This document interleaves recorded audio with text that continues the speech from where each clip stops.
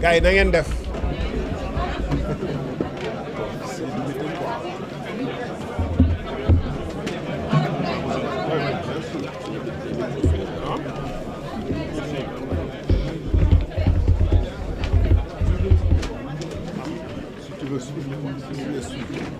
jël ma suma feuille yi quoi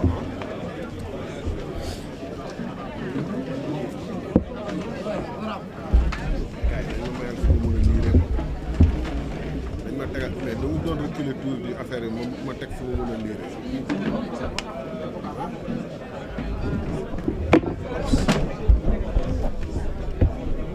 naa la gérer li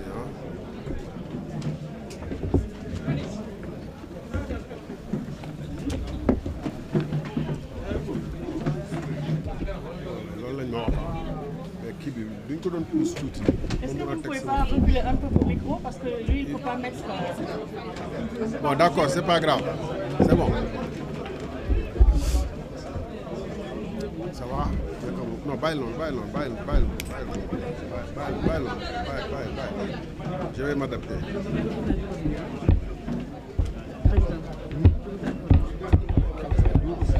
Il y a introduire, ouais, ok.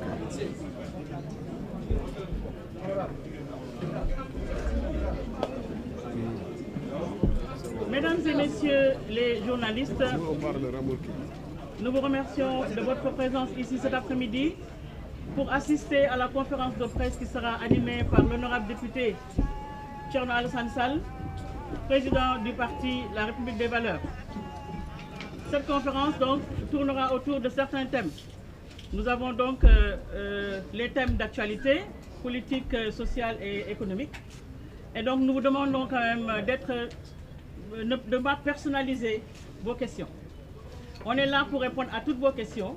Vous allez vous régaler parce que tout le monde sait que c'est un plaisir d'écouter Thierno Alassane Sall parler. Donc nous vous demanderons d'être succinct. Alors ce que nous voulons, c'est qu'après avoir lu le texte liminaire, le président Thierno Alassane Sall se fera un plaisir de répondre à toutes les questions que vous allez devoir poser. Alors pour que cette séance, cet exercice soit efficient, nous vous demanderons également de ne pas revenir sur les questions qui ont déjà été traitées, de ne pas personnaliser les questions, je l'ai dit, et d'essayer le maximum possible d'être succinct par rapport à la formulation de vos questions. Donc nous serons à votre disposition. Monsieur le Président, vous avez la parole. Voilà, je me présente. C'est vrai que j'aurais dû le faire également. Je suis là en ma qualité de représentante des femmes du mouvement national du parti. Vous avez également sur le présidium Maître Abdourahmane Maïga, n'est-ce pas, qui est cadre du parti. Vous avez M. Lamine Diouf qui est le secrétaire administratif et derrière vous avez tous les cadres en fait du parti qui ont pu quand même être là cet après-midi avec nous. Merci beaucoup.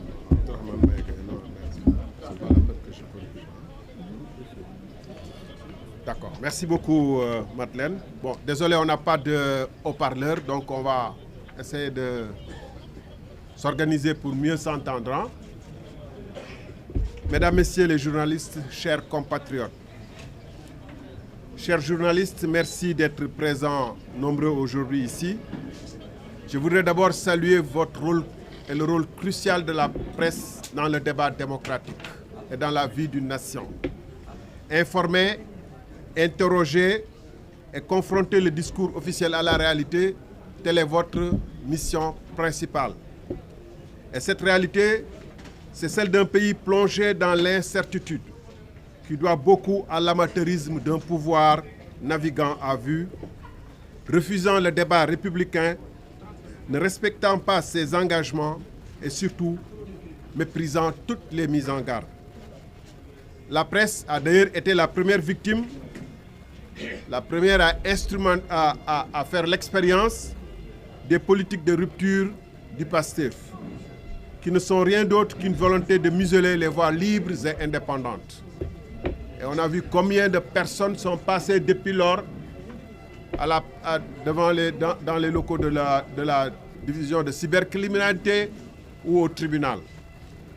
Mesdames, Messieurs, à la suite du passage du Premier ministre à l'Assemblée nationale, le pays tout entier retient son souffle. L'alternance si désirée, si chèrement payée et obtenue avec panache, va-t-elle, après seulement 11 mois, virer au cauchemar éveillé? En quoi consiste le plan d'austérité annoncé par le Premier ministre à l'Assemblée nationale? Quels sont les sacrifices supplémentaires qu'on va encore imposer au peuple qui a tant souffert? Ces questions tarautent les Sénégalaises et les Sénégalais, les gorgorlous qui souffrent depuis et qui espéraient un changement réel dans leurs conditions de vie. Mais nous, à la République des valeurs, nous avions prévenu.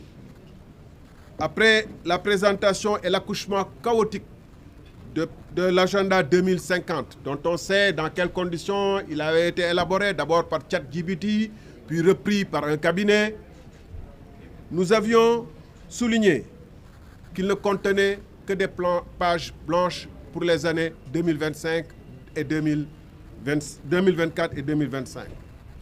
En effet, j'avais écrit à l'époque que l'exécutif Sonko Diomaye ne saurait donner rendez-vous au pays en 2029 ou en 2050 sans détailler concrètement les plans d'action en 2024 et en 2025 pour soulager les souffrances insoutenables des Sénégalais. C'est-à-dire qu'on ne peut pas nous dire on vous donne rendez-vous en 2050 ou en 2029 sans nous dire concrètement mais en 2024 qu'est-ce qu'ils vont faire et en 2025 qu'est-ce qu'ils vont faire. Et là on est en train de découvrir qu'ils ne savaient pas.